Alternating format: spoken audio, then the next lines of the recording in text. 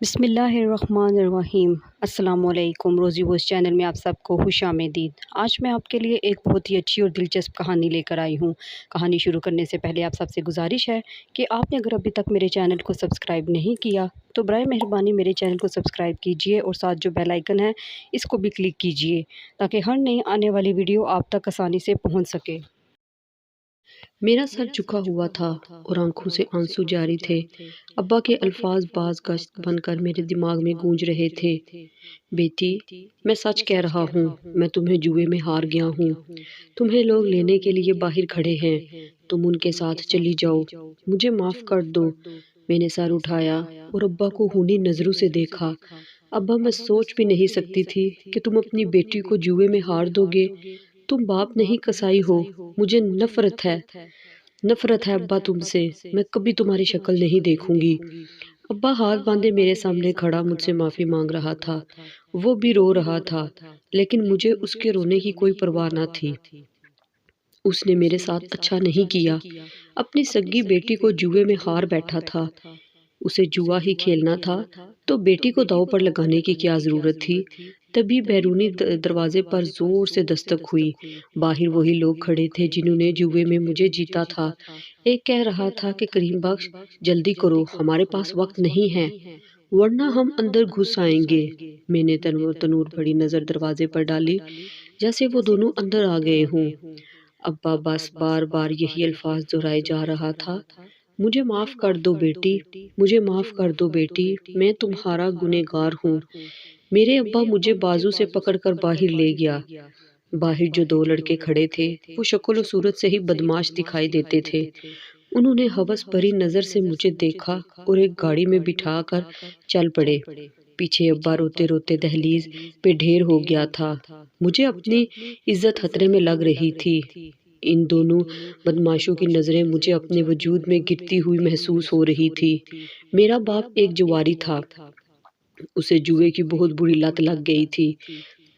جوئے کی وجہ سے وہ گھر کا آدھا سامان بیچ چکا تھا، جو بچا تھا وہ بھی بیچنے کا ارادہ رکھتا تھا، لیکن سامان بیچنے کے بجائے اپنی بیٹی کو جوئے میں ہار گیا تھا۔ میری اماں ابا کی اسی عادت کو دل سے لگا کر فوت ہو چکی تھی۔ میں بابا کی اکلوتی بیٹی تھی۔ دونوں لڑکے مجھے کوٹھے پہ لے گئے اور کوٹھے کی نائکا کو فروخت کر دیا۔ وہ پیسے لے کر خوشی خوشی چلے گئے تو نائکا نے ایک لڑکے کو بلایا، اسے لڑکیوں والے کمرے میں لے جاؤ، آج سے یہ یہیں رہے گی۔ نائکا بڑی خوفناک شکل کی عورت تھی، بھینس کی طرح پلی ہوئی، چہرہ میک اپ سے بھرا ہوا تھا۔ میں ڈرتی ڈرتی اس لڑکے کے ساتھ ایک کمرے میں گئی۔ وہاں بہت سی لڑکیاں موجود تھی جو سیاہ نظروں سے مجھے دیکھ رہی تھی۔ میں ایک چرپائی پہ بیٹھ گئی اور سسکنے لگی۔ لڑکیاں مجھے عجیب سی نظروں سے دیکھ رہی تھی، ان کی نظروں میں میرے لیے طرز کی ایک لمک بھی نہ تھی۔ شاید ایک لڑکی کو مجھ پر ترس آ گیا تھا، وہ اٹھ کر میرے پاس آئی اور کہنے لگی، بہن، یہاں جو بھی لڑکی آتی ہے اس کا رونا فضول ہے، اس لیے تم بھی نہ رو اور صبر سے کام لو۔ اس کی بات درست تھی، لیکن میں کیا کرتی؟ میرا دل چاہ رہا تھا کہ میں اتنا روں کہ روتے روتے میرا دم نکل جائے۔ میرے باپ نے مجھے جوئے میں ہار دیا تھا۔ کیسا باپ تھا جسے اپنی بیٹی پہ ذرا بھی ترس نہ آیا تھا؟ مجھے معلوم تھا کہ کوٹھوں پر مجرموں کے علاوہ جسم فروشی کا کام بھی ہوتا ہے۔ وہاں جتنی بھی لڑکیاں تھیں سب جسم فروشی کرتی تھی۔ کچھ ہی دیر ہوئی تو ایک لڑکا آیا اور میری تصویر بنا کر چلا گیا۔ میں نے لڑکی سے پوچھا کہ لڑکے نے میری تصویر کیوں بنائی ہے؟ تو کہنے لگی، گاہک آئیں گے تو نائکا انہیں سب لڑکیوں کی تصویریں دکھائے گی، جس کو جو لڑکی پسند آئے گی وہ اسی کے ساتھ رات گزارے گا۔ یہ سن کر میری روح لرز اٹھی۔ جسم فروشی کے تصور سے ہی مجھے گھن آنے لگی۔ رات ہوئی تو لڑکا کمرے میں آیا اور ایک لڑکی کا نام پکارا، رخشندہ آ جاؤ۔ رخشندہ نامی لڑکی اس کے ساتھ چلی گئی اور میں تھر تھر کانپتے رہ گئی۔ مجھے ڈر تھا کہ ابھی وہ دوبارہ آئے گا اور نام میرا پکارے گا۔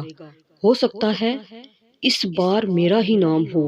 میں اللہ سے دل ہی دل میں دعا مانگ رہی تھی کہ میری باری نہ آئے۔ تھوڑی تھوڑی دیر کے بعد وہ آتا اور نام پکارتا، مطلوبہ لڑکی اس کے ساتھ روانہ ہو جاتی۔ اسی طرح باری باری ساری لڑکیاں کمرے سے چلی گئی اور آخر میں بچ گئی۔ میں سمجھ گئی تھی کہ اب آخری گاہک آئے گا تو وہ مجھے لے جائے گا۔ اسی خیال سے ہی میں کانپتی رہی۔ کسی غیر مرد کے چھونے کے تصور سے ہی میری روح فنا ہو جاتی تھی۔ ساری رات گزر گئی لیکن میرے لیے گاہک نہ آیا۔ میں نے اللہ کا شکر ادا کیا کہ اس نے میری عزت محفوظ رکھی تھی۔ یہ اللہ کا مجھ پر خاص کرم تھا۔ انجان جگہ تھی، اسی لیے رات بھر نیند بھی نہیں آئی تھی۔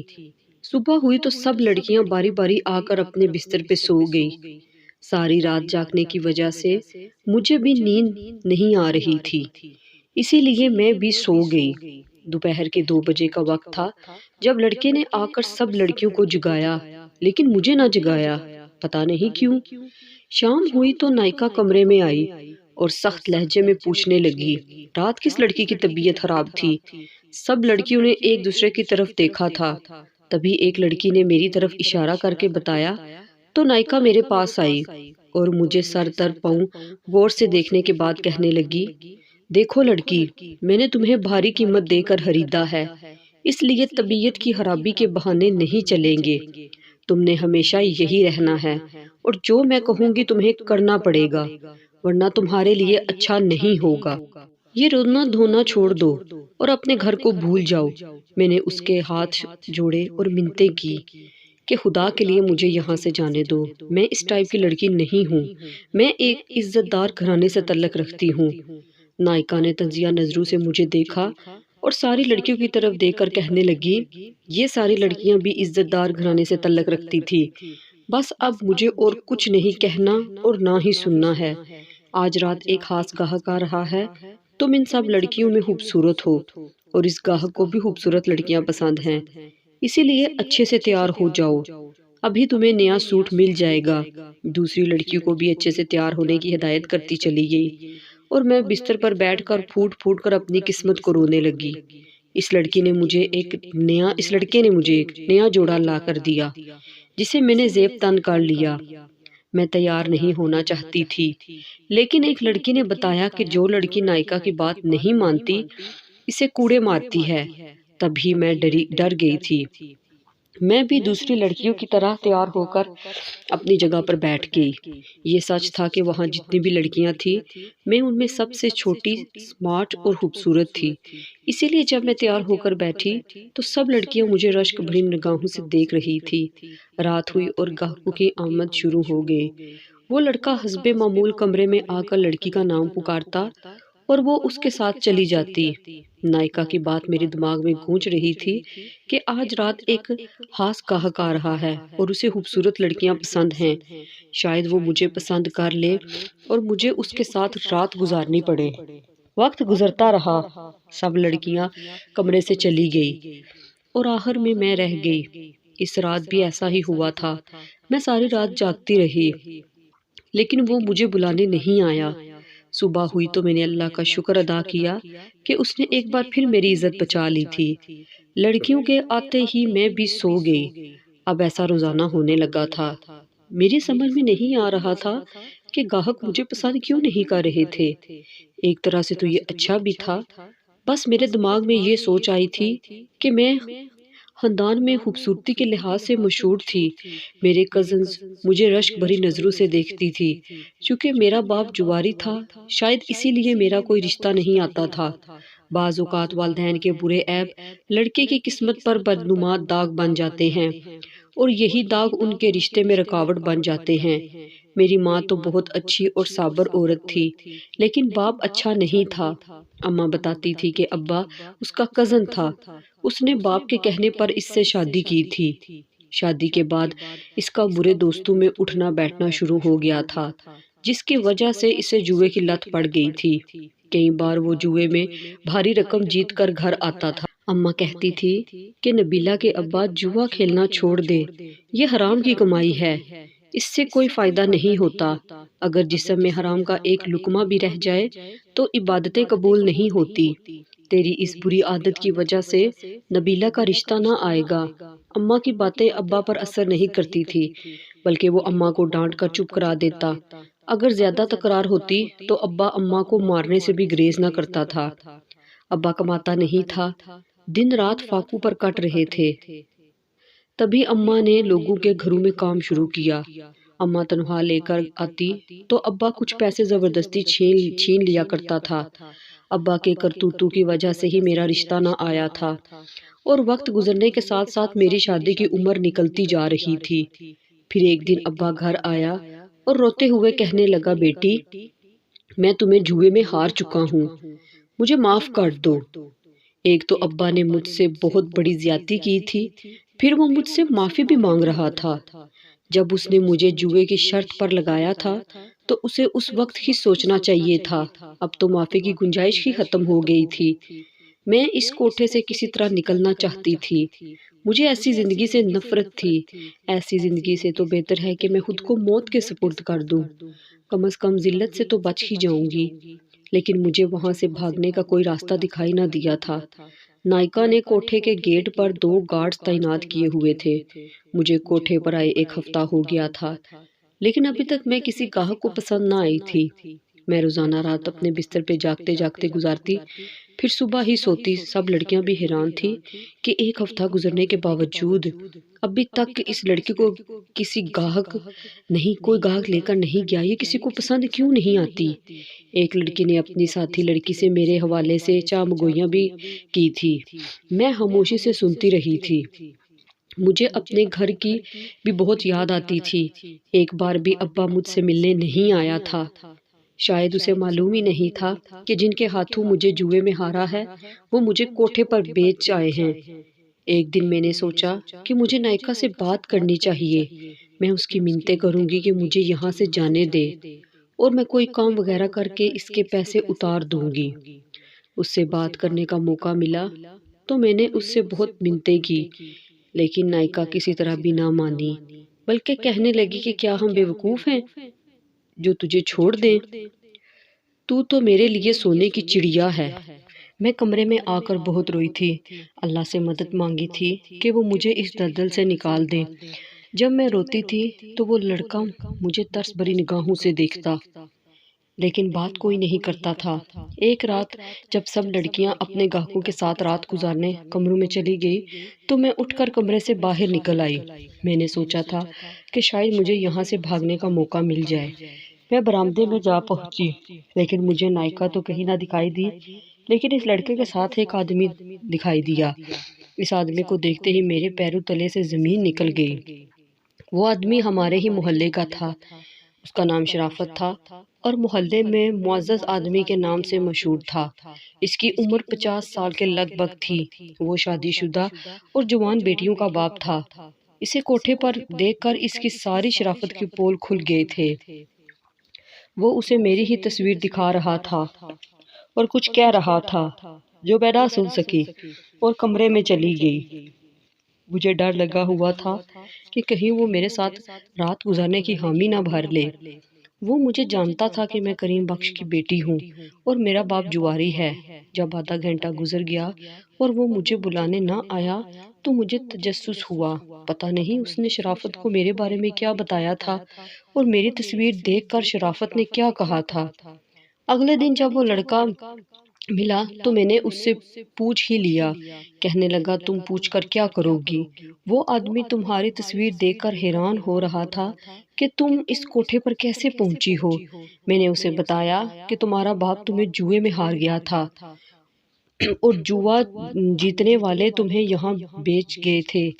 تمہارے علاوہ اور کوئی لڑکی تھی نہیں، اسی لیے وہ واپس چلا گیا تھا۔ میں نے سکون کی سانس لی اور پوچھا کہ اس نے میرے ساتھ رات کیوں نہیں گزاری؟ اس نے غور سے مجھے دیکھا اور کہنے لگا، مجھے نہیں معلوم، بس کچھ دن انتظار کر لو، اور وہ چلا گیا۔ میں دم بہو ہو کر بیٹھ گئی۔ اس کی آنکھوں میں نہ جانے ایسا کیا تھا کہ اس نے مجھے سحر زدہ کر دیا تھا۔ اس کا یہ کہنا کہ بس کچھ دن انتظار کر لو مجھے الجھن میں ڈال گیا تھا۔ میں ساری رات اس کی بات پر غور کرتی رہی، کچھ سمجھ نہ سکی۔ البتہ مجھے اس کی آنکھوں میں اپنے لیے محبت دکھائی دیتی۔ شاید وہ مجھے پسند کرنے لگا تھا۔ وہ خود بھی خوبصورت اور لمبے قد کا جوان تھا۔ دن گزرتے رہے اور میری عزت محفوظ رہی۔ نائکا نے بھی دوبارہ میرے بارے میں پوچھنا گوارا نہیں کیا تھا۔ تجسس تھا کہ بڑھتا ہی جا رہا تھا۔ میرے ساتھ رہنے والی لڑکیاں بھی حیران تھیں اور مجھے خریدنے کی کوشش کرتی تھی کہ ابھی تک مجھے کسی گاہک نے پسند کیوں نہیں کیا۔ ایک رات جب سب لڑکیاں گاہکوں کے ساتھ کمرے میں چلی گئی تو میں کوٹھا گھومنے کی غرض سے کمرے سے باہر نکلی۔ برآمدے میں وہ لڑکا ایک آدمی کے پاس بیٹھا دکھائی دیا۔ اس کے ہاتھ میں موبائل تھا اور وہ آدمی کو میری تصویر دکھا رہا تھا اور کچھ کہہ بھی رہا تھا۔ آدمی کے چہرے کے تاثرات بدلتے جا رہے تھے۔ میں نے اس آدمی کو یہ کہتے سنا، نہیں بھائی نہیں، مجھے مرنے کا کوئی شوق نہیں ہے، میں کل پھر آ جاؤں گا، تم مجھے دوسری لڑکیوں کی تصویریں دکھانا۔ اتنا کہہ کر وہ چلا گیا اور میں تجسس میں پڑ گئی۔ میں اس سے پوچھنا چاہتی تھی کہ وہاں نائکا آ گئی اور پوچھنے لگی، ہاں بھائی، گاہک کو نئی لڑکی پسند آئی؟ اس نے کہا، نہیں آنٹی، اس کے پاس پیسے کم تھے اور وہ تھوڑے پیسوں پر لڑکی کے ساتھ رات گزارنے کی ضد کر رہا تھا۔ میں نہیں مانا تو وہ چلا گیا۔ اس کے جھوٹ پر میں حیران رہ گئی۔ نائکا کہنے لگی کہ تم نے ٹھیک کیا ہے، ابھی تک کسی مرد نے اسے نہیں چھوا، میں اسے کسی امیر آدمی کو پیش کروں گی، اس کے ساتھ رات گزارنے کے ڈھیر سے پیسے لوں گی۔ نائکا کی بات سن کر میرا دل کیا کہ میں اس پہ جھپٹ پڑوں اور اس کا گلا دبا دوں، لیکن میں اپنے ارادے کو عملی جامہ نہ پہنا سکی اور کمرے میں لوٹ گئی۔ اس لڑکے نے بات کرنے کے لیے بےتاب تھی میں۔ اس نے گاہک سے کیا کہا تھا کہ اس نے میرے ساتھ رات گزارنے کا ارادہ ہی بدل دیا تھا۔